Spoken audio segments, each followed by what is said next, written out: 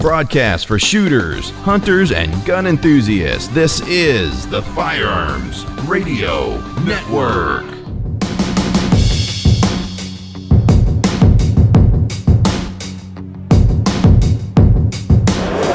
I'm Nikki Turpeaux here at the Excess Sights booth at SHOT Show 2014, and my next guest is Miss Brita Lewis. So I'd like to welcome Brita to the show. Hello, thank you. All right, Brita, tell the viewers a little bit about yourself and how you're involved in this wonderful industry. I just realized yesterday this is my 9th SHOT Show, so I have been coming to the show for quite a while, but I am a marketing strategist, so I come to the show and meet with a lot of my clients that have a presence here, a lot of manufacturers, and work with them specifically on building a web presence. So we build their websites, we help them with social media, email marketing, and that type of thing. So a big diversity of clients here, and just basically stopping in and saying hey, making sure that everything's good, and talking about projects for the rest of the year. All right, well, you've got your hands full for the new year, don't you? Yes, definitely. Very cool. Well, tell the viewers a little bit about how you got involved in this industry. You obviously have a strong marketing background, but why the firearms industry? Why clients in this industry? What draws you to it? I got really lucky. I was very fortunate. When I got my marketing degree, I knew I wanted to work with companies that I supported their products, and I grew up in a hunting family. My dad was really more of a meat hunter type of guy, and so I had been exposed to that somewhat. I really like giving back to Mother Nature and taking from and trying to have a really close connection to Earth, and so I wanted to work for a company that was in that same in the same type of industry. So I started looking around at different companies like Real True Camo and Hoy Bows and Melee Shotguns, and I kept seeing the same company did marketing work for them, and I thought, that'd be perfect for me, working for an agency that helps support products that I personally support. So I got really lucky and found a company that was in the industry and that has a variety of clients, and now I've been, like I said, been here for 9 years, and I just couldn't be happier to have my personal and professional combined, and it's a work life, and it just makes every day happier because my work and personal life are combined, and I just really enjoy it a lot more that way. And you get to keep making an investment of your time into something that you really enjoy. Yeah, it's extremely rewarding. Very cool. Well, was there a defining moment in your career in this industry where you absolutely knew that this was the right place for you to be? Probably it probably took my 3rd SHOT Show, and it was probably actually here at the SHOT Show, whenever I wasn't just there with my boss, and it was after I had a few projects under my belt, and people started to want to invite me to meetings, and they wanted me to be there and talk about what I could help contribute to their project. And it was intimidating at first, especially being a female in this industry, to be taken seriously, and it wasn't near as challenging as I thought it was going to be, and everybody was just really welcoming and inviting. Once you prove yourself, and like I said, people started asking for me to show up to their meetings and that type of thing. So I would say it was probably the 3rd SHOT Show I really felt like, I'm meant to be here, I'm contributing things, I'm seeing some of our work in the booths, and seeing successes that these companies have had through the strategies that we help employ. So I would say that would be the time. Yeah, well, you made an interesting point about being a female in this industry. I know all too well about that, and the challenges that can go along with it, and being taken seriously, etc.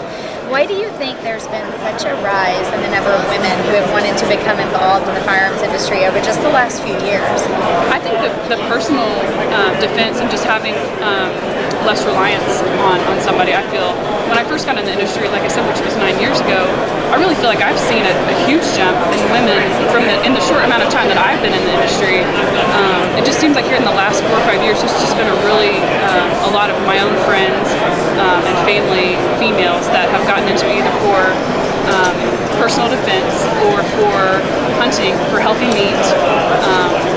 So I think that there's just a lot of things that combined that have just really skyrocketed the amount of women that have wanted to get into it, because they see how important it is. They see it's important for protection of their families, and also to provide their families with healthy food, and to give back to the environment. And there's a lot of conservationists in this industry, and I think that it's just, when you start looking at it from that perspective, it's not just guns and bullets. Whenever you start thinking about the value behind it, I think women really understand that and connect and relate and can contribute a lot of value to it.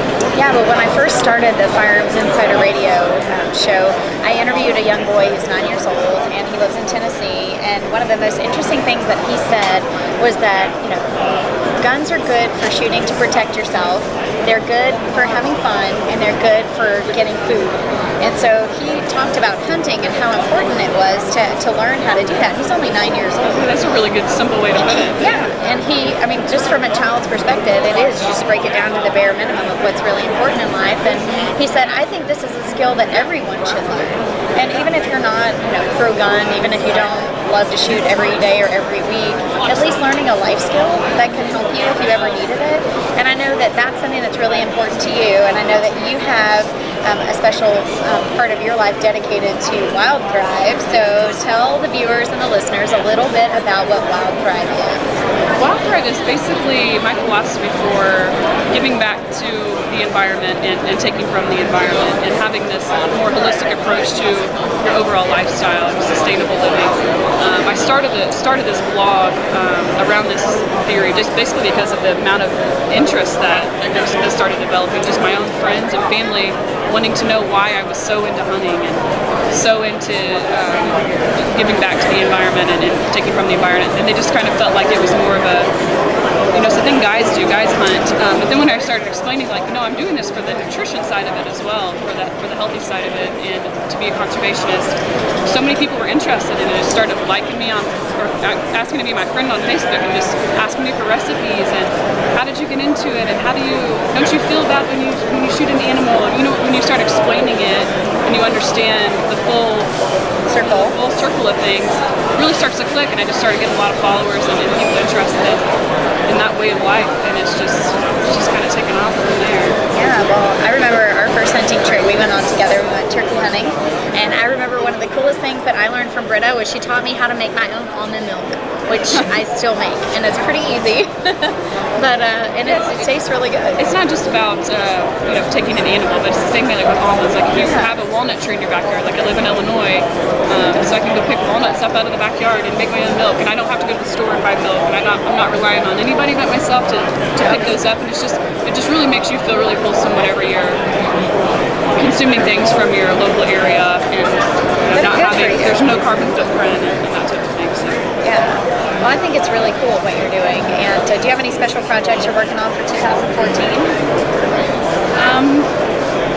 I have the challenge right now. I'm trying to come up with a face paint that doesn't rub off, that doesn't smell, that doesn't sweat off, that does a really good job of concealing. I've come up with a couple recipes that...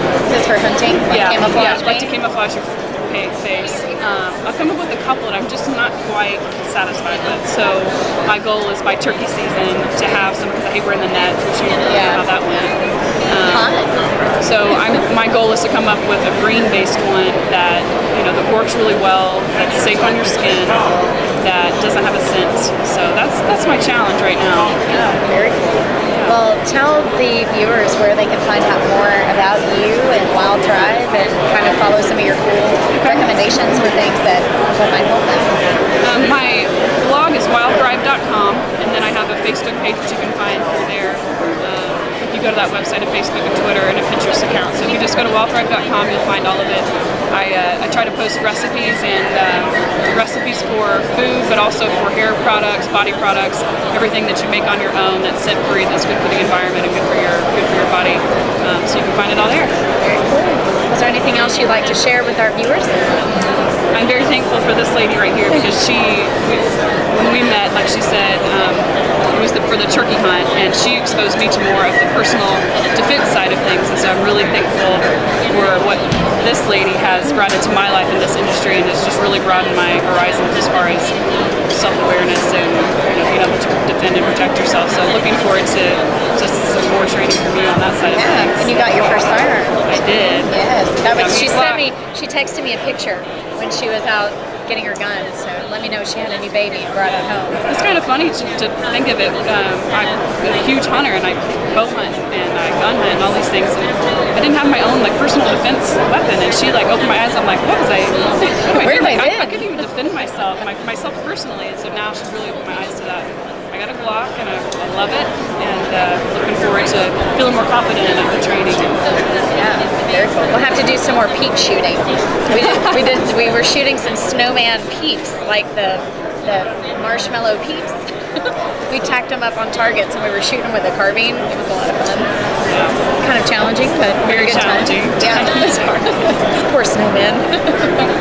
But yeah, well, thank you for being with us, Brita. And My pleasure. Thanks looking for having forward to. me. Is there anything that you've seen that's been really cool so far here at SHOT Show? I just got here, and I have basically ran from upstairs to try to get down here, so I haven't seen anything yet, but I'm looking forward to hopefully seeing some really cool stuff this year. This place is packed. Yeah, really good attendance. Very so far. busy. It's very busy. Well, thanks for taking a minute out to Thank sit you with for us having and me. chat with us, and I'll catch up with you later and maybe have you back on the radio show a little later in the year and I love see that. how you're doing with all your projects and Mom Thrive and any hunting adventures and your new turkey face paint. Yeah. Make sure it looks good on my I know. All right, Brita, thanks for being with us. You're welcome. Thank you. Stay tuned, I've got more interviews coming up.